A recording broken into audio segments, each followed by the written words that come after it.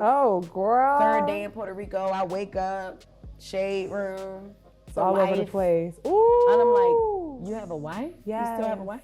Jess, like I always told her, she never tells the 100% truth, and I let her do that. Okay. But I texted her the other day, I said, Jess, man, and I got kind of petty. I said, you gotta get more going on in your career so they can stop bringing up my name. Hey guys, you know how the entertainment world is like a never-ending roller coaster, right? Well, here's the latest scoop that's got us all hooked. The whole lovers turned exes showdown. Enter Kountry Wayne, who's apparently gone full throttle, airing out the dirty laundry about his ex, Jess Hilarious. So, our guy Kountry Wayne, the Praise This actor, just took a seat on Shannon Sharpe's podcast, and true to form, he spilled the tea without holding back. Word on the street is that he's gearing up to spill all the details about how Jess Hilarious tried and failed to bring him down. Now hold up, because not too long ago these two were the definition of relationship goals. I mean, he even left his wife, the one with 9 kids, to be with Jess. That's a serious commitment, right? But now there's been a shift in the dynamics, and Kountry Wayne is ready to spill the beans. What exactly changed in their once lovey-dovey relationship that's got him airing her out like this?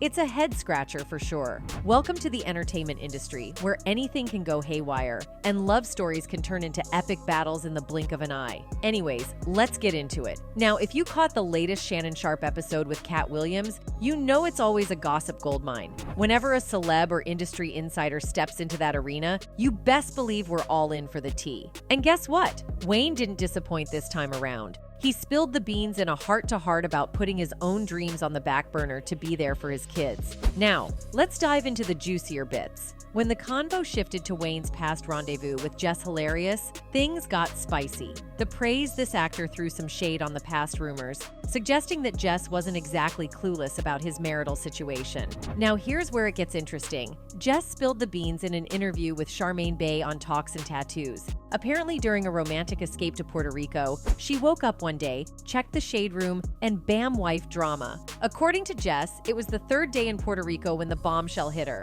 The shade room outed Wayne's soon-to-be ex-wife, and Jess was like, hold up, you got a wife? Talk about a plot twist, right? Here's the kicker. Oh, girl. Third day in Puerto Rico, I wake up, shade room, It's all over the place. Ooh. And I'm like, you have a wife? Yes. You still have a wife? Jess had been under the impression that Wayne was a free bird, shouting out his divorce multiple times. Well, turns out the divorce papers were still in the works, not quite finalized. Imagine waking up to the news of a pending divorce when you thought you were all in the clear. So, once the news about Wayne's wife hit the headlines, the internet turned into a frenzy, with users and fans pointing fingers at Jess, calling her a homewrecker. It was everywhere, and she couldn't escape the label. Jess tried to explain her side of the story, acknowledging that Wayne didn't spill the beans about his marriage, and while she got why, she just couldn't find it in herself to respect the situation. I just couldn't respect it because now look what I'm going through. Now I wake up to being called a homewrecker, she shared candidly. So like I can understand it, but I don't respect it. Right. Like I can understand why you did it, but I just don't respect it. But that's not where the story ends. Jess opened up about how Wayne's old-school Southern values played a part in the downfall of their romance. Wayne, hailing from Millen, Georgia, apparently had this notion of a traditional, submissive woman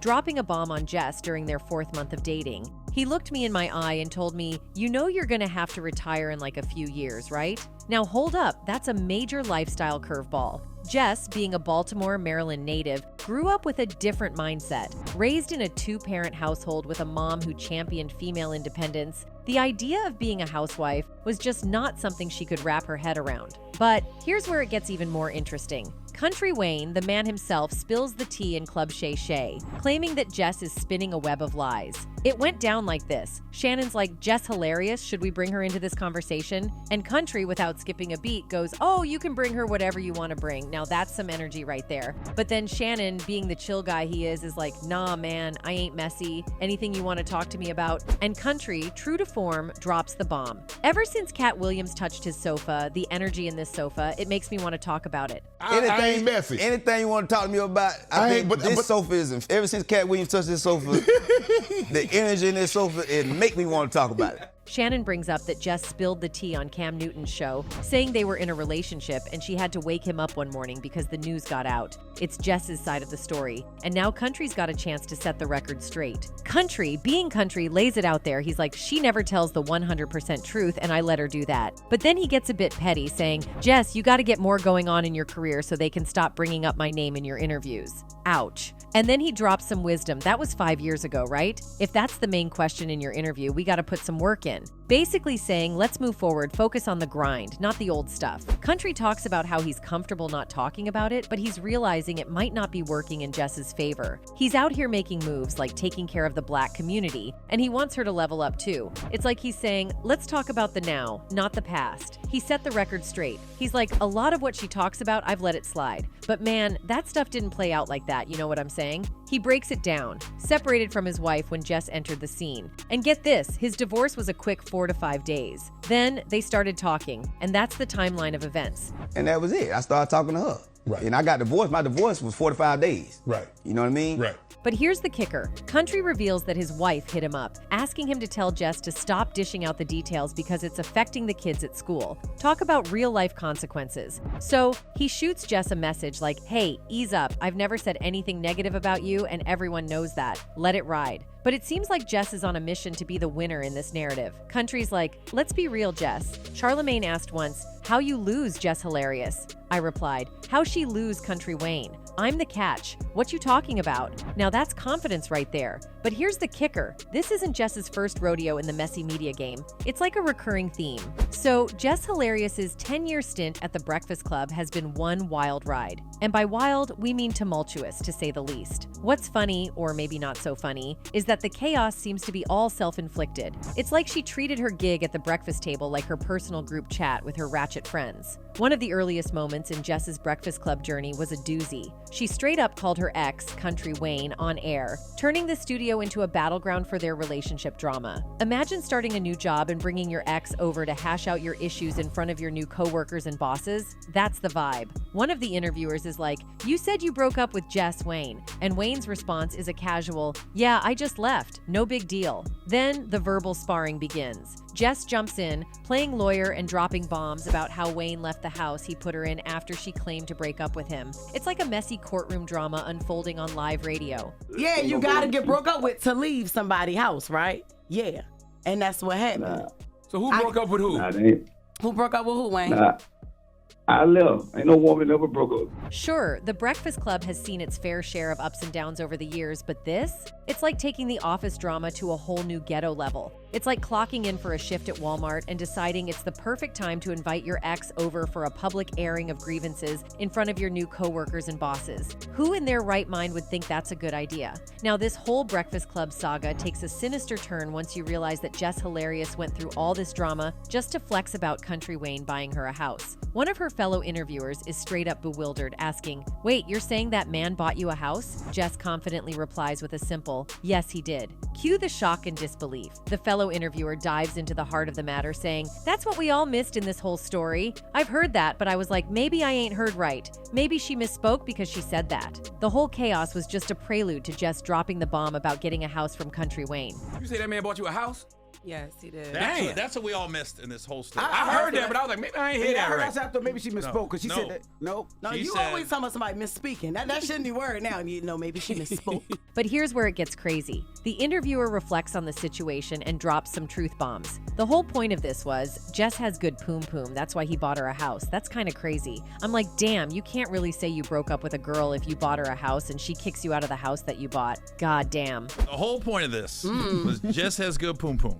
It got to be. He bought her a house. That's kind of crazy. I'm like, going damn. But here's the thing, guys. Having someone tell you that you must have good poom poom in the workplace is not the flex you might think it is. In fact, it's a major red flag, a sign of serious disrespect. The fact that someone feels comfortable enough to throw that kind of shade speaks volumes about their character. Jess Hilarious's stint at the Breakfast Club wasn't just about airing her personal grievances on air for the world to hear. It extended into her attempt to become the new shock jock. Case in point, her disrespect towards Sexy Red, who gained attention for opening up about trusting the wrong guy that gave her chlamydia twice. Jess took it to another level by not just addressing Red's situation, but insulting her, claiming it wasn't the condoms that smelled, but, you know, something else that smelled like fish. Talk about crossing the line. My called me the next day and was like, you had a condom in your trash can and stuff. I'm like, that wasn't my condom. I don't use condoms, baby. Right. They make your stink, and they stink. They smell like fish. But here's where it gets even more interesting. When Sexy Red made her way to the Breakfast Club, Jess pulled a complete 180, pretending like she never said those things. Fast forward to Sexy Red's recent appearance on the show, and she's not letting Jess off the hook. The St. Louis rapper called out Jess, reminding her of the shade she threw. According to Sexy Red, she's seen and heard everything Jess said about her, and she's not a fan. Jess has apparently managed to rub her the wrong way, and now turning the relationship around seems like a tough task. "I don't mess with you. You be sneak dissing, I see everything," declared Sexy Red when asked about her feelings towards Jess. "I was trying to see y'all wasn't sneak dissing before I came up here too. I check everything." Sexy Red didn't hold back when addressing the situation on The Breakfast Club, making it clear that she doesn't appreciate being brought up, especially when there's talk and shade involved. Jess Hilarious tried to push back, claiming she never disrespected Sexy Red, but Red wasn't having it. "I just be hearing SHT. I be seeing SHT on the internet," Red explained, emphasizing that once someone rubs her the wrong way, it's a wrap. She expressed confusion about the source of the shade, saying, "I mean, she said what she said. It'd be a couple times I seen you comment under something under Instagram that got something to do with me. I just be like, why?" As the exchange continued, Red dropped a truth bomb. "I've seen you on here talking about me before, so y'all trying to play crazy. I mean, if someone was downing you, you wouldn't F with them either." It's like she's laying down some serious reality checks. The casual vibe of The Breakfast Club was momentarily disrupted by this real-life. It's a stark reminder that if you're going to throw shade, especially as the self-proclaimed next Charlemagne the God, you better be ready to own up to it. Sexy Red called out Jess for pretending to have amnesia when confronted about her past comments. It's a classic case of saying one thing behind someone's back and acting clueless when they show up. Tell me what's wrong. Tell me about it. What's up? I don't mess with you. All right, let me know why. You be sneak dissing. All right, how do you feel like I sneak this? I see everything. I was trying to make I sure y'all understand. wouldn't sneak this. Came up here too. The comparison to Charlemagne the God is brought into play, highlighting how, in his heyday, he at least showed some level of bravery and owned up to his words. Instead of standing by her comments or admitting fault, Jess chose the path of pretending not to know why Sexy Red wasn't a fan. But here's the plot twist. When smoke was brewing with Natalie Nunn, Jess decided to take a rain check on the whole confrontation thing. Rumor had it that she talked about Natalie like a dog on the airwaves, even suggesting she went over to Nunn's section in the club for a little check. Now, despite all the controversy, Jess appeared to come out on top when she dropped the bomb that she had been asked and agreed to be the permanent third host on The Breakfast Club. Hold up, that's a big deal. Landing that third seat on The Breakfast Club, one of the most sought-after positions in hip-hop media, is no small feat. It's like a blessing straight from the entertainment gods. But, as they say, not all blessings come without a twist.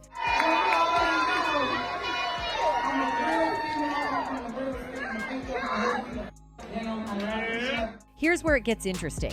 A couple of days and weeks went by, and we were all eagerly waiting to see Jess take her place as the official third host. The congratulations were ready, the applause was prepped, but guess what? Jess never came back. Fans were puzzled, kept asking, but nobody had any answers. Then the plot thickened. Charlemagne the God dropped some bombshell comments on the last Breakfast Club episode. Turns out, Jess Hilarious was never officially hired by The Breakfast Club. Wait, what? Yep, we were all left scratching our heads wondering why Jess had announced her permanent spot during her party. All right, let's break it down for those who might have missed the latest drama with The Breakfast Club. So when Angela Yee left the show for her own radio gig back in December 2022, the announcement came that the entire 2023 season would have rotating guest hosts until a permanent third host was found, set to be revealed at the top of 2024. Enter Jess Hilarious, who seemed like the front runner for the spot, making frequent appearances throughout the year alongside DJ Envy and Charlemagne the God. Fans were vibing with her too,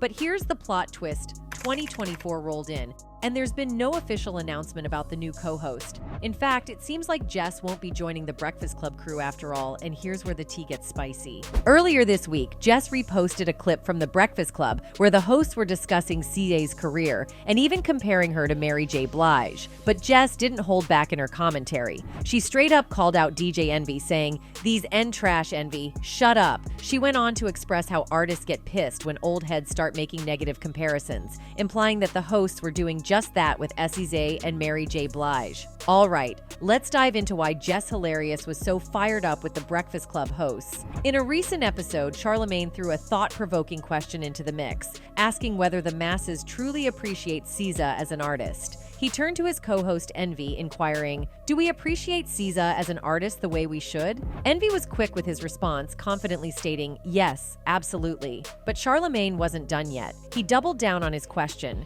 delving into whether fans truly acknowledge SZA as a once-in-a-generation talent. He threw out some observations, noting that while she gets plenty of radio play, there's a feeling that she could receive even more awards. The Grammy season was approaching, and he predicted she'd snag some accolades. However, the crux of his inquiry was whether we really grasp the full extent of SZA's talent. Envy, initially unwavering in his response, started to reconsider. Charlamagne's detailed breakdown prompted Envy to shift gears, admitting, "No, we appreciate her music because, like you said, her songs play all of the time, but her and what she does and how she performs and the songs that she writes, no, we don't." The hosts collectively agreed that SZA continues to navigate her career in the right way, maintaining an air of mystery around her artistry.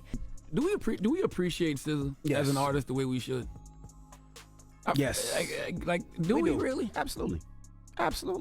I mean, she gets all the radio. So, the Breakfast Club hosts kept the CZA discussion rolling. Envy, not one to shy away, asserted that the current zeitgeist doesn't fully appreciate the star that she is. He then dropped a comparison bomb, steering clear of directly likening her to past stars, but boldly declaring, "SZA is this generation's Mary J. Blige." Charlamagne was on board with the sentiment, adding to the hype by likening her rising star to heavyweights like Mary, Beyonce, and Rihanna. Now let's shift gears a bit. SZA has been facing some battles on the music front. She's gearing up to release Lana, the deluxe version of her record-breaking album, SOS. However, her excitement has been clouded by the pesky issue of music leaks. In early January, SZA took to Twitter to vent about the frustration of dealing with music thieves. Expressing her exhaustion, she emphasized that leaking her music is tantamount to stealing. She laid it out plain and simple, stating, "This is my job, this is my life and my intellectual property. You are a effing thief, and I promise to put maximum energy into holding everyone accountable to the